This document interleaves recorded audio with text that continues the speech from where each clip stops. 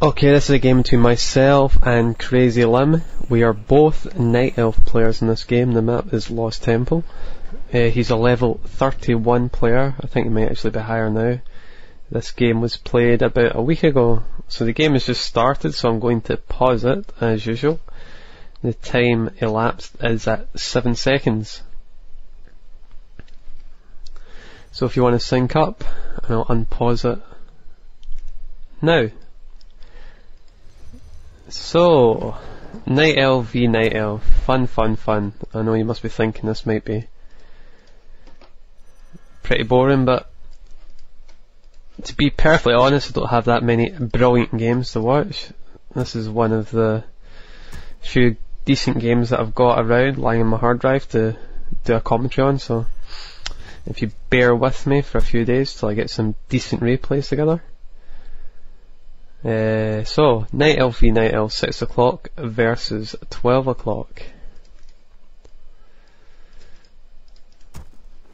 So I'm sure you've all seen Night Elf v Night Elf games before. The usual strategies are massed talons, Druid of the Talons. You've also got the massed archers. You also sometimes see massed dryads. It's usually always mass something, but in this game I try and mix it up a little bit by getting some talons and some archers. This guy, Crazy Lim, I'm not sure if you're aware, but this guy was also known as Zizang, I think that's how you say it. I think he was number 1 in West for a while. He was unfortunately reset for map hacking. It was just revealed that Crazy Lim was Zizang. So, we can only pray that he's not hacking. I don't think he is hacking actually. He doesn't seem to be as good as he used to be. So maybe that's because he has finally thrown away that map hack. So we're both going for Demon Hunters obviously in this game. There's no other option really in a Night Elf v Night Elf game. The only other possible option is maybe a Priestess of the Moon first, but it's probably not the best idea. So I'm going for a quick expansion here. It's the Tree of Life on the ramp, as you will have seen it many times before, and he is adopting the more unusual strategy of not expanding.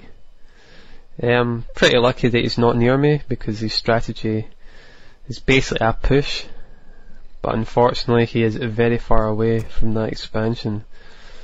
This hurts him in quite a big way because he puts a lot of effort into trying to kill that expansion.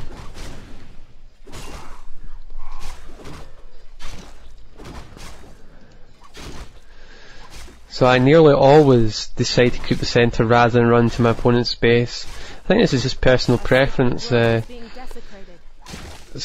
don't think it really matters what you do, to be honest.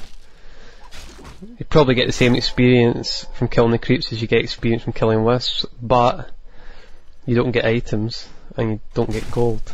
So maybe a better choice to run to the centre rather than run to your opponent's base. As you can see, he's attacking my Tree of Life. Unfortunately for him, he got there slightly too late, which means that that Tree of Life is definitely going to finish, and that is why I will not be cancelling it. And I've also got wisps near that Tree of Life that I know I can pull to repair it, because obviously it's not going to be able to get to the trees to eat, because that Demon Hunter is trying to block it. But obviously he forgot I could repair it with wisps. Oh, so close to dying there. So he's going to get away. Now if I'd got a bits of speed at the centre creeps, that would have been great. Your building is complete. So I'm building a Tree of Life on his ramp. That's again, it's an annoying tactic. It's basic just to delay rather than anything else. I tried a cute tactic there, it never quite worked out for me. I was trying to wake up the creeps to kill his Demon Hunter on its way home, but unfortunately it just got away. If it got purged, it might have died and he might have had the portal.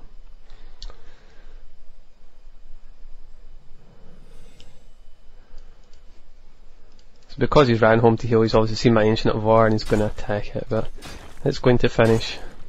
And I'm just going to let it finish, because it delays him. You know, meanwhile, I'm creeping the centre, and all he's doing is hitting on a tree of an Ancient of War. Your building is complete.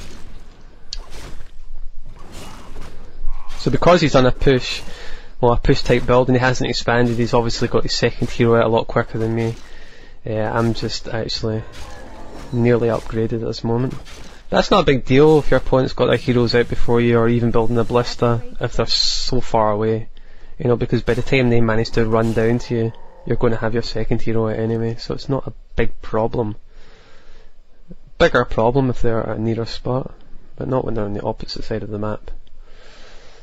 So I'm just going to run home, get healing, then run to my expansion to get the experience from those creeps. And he is doing the right thing. Well, for his build order anyway. He needs to harass me as much as possible.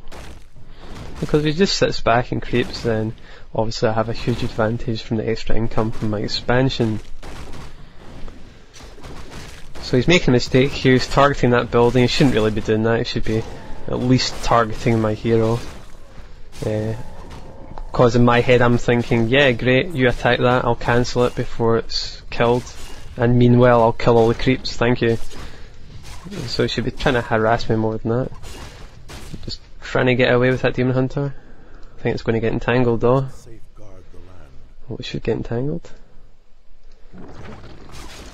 Oh, and I just managed to get to that Moonwell there. And now I'm entangling his Huntresses. So hopefully I can get another Huntress here. Super. So as you can see, I've got a level 3 Demon Hunter, he's only got a level 1 Demon Hunter, and that was all because I ran to the centre and creeped the centre. I think I must have got a ton of experience in the centre. I wasn't really paying attention. Or maybe it's just because I've creeped both centre creeps and also my expansion creeps. And as you can see, he's got a ballista there. He must have had that in rally. Yeah, I never spotted the ballista. Well, I think maybe I did. Well, yeah, I did, because my two heroes are chasing it. So we'll get entangled and then focus fired.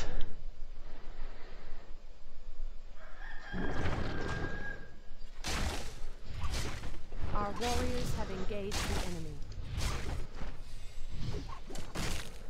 And I've also got an Ancient of War in his base.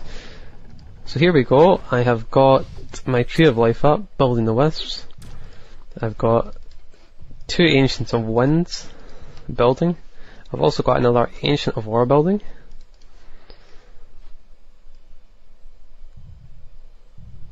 I think also when I played this game, it was the first game of the day, so my play was a little bit more sloppy than usual.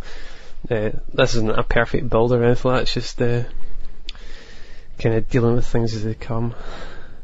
I find that a lot when I play in the first game of the day, as I play really rusty.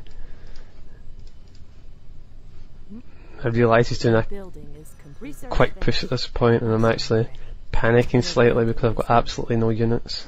Your building is complete.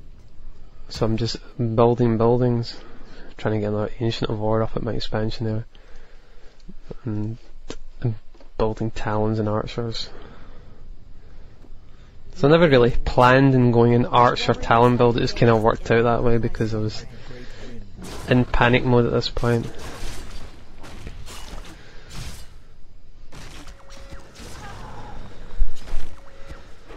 So I've just got to try and deal with this as much as possible by uprooting my buildings and just trying to use my moonwells and hopefully make him retreat. Ancients are just far too good for this sort of thing, you know. You can have many more units, but if you just uproot a couple of Ancients, then they've got to retreat. So that's why he needs those ballistas. Our warriors have engaged the enemy. And unfortunately he's playing a little bit sloppy here himself. He actually lost a ballista at his main to an Ancient of War. That's because he was busy at my expansion with his units, so he kind of missed that. So that's the sort of thing you don't want to do. He lost a couple of ballistas for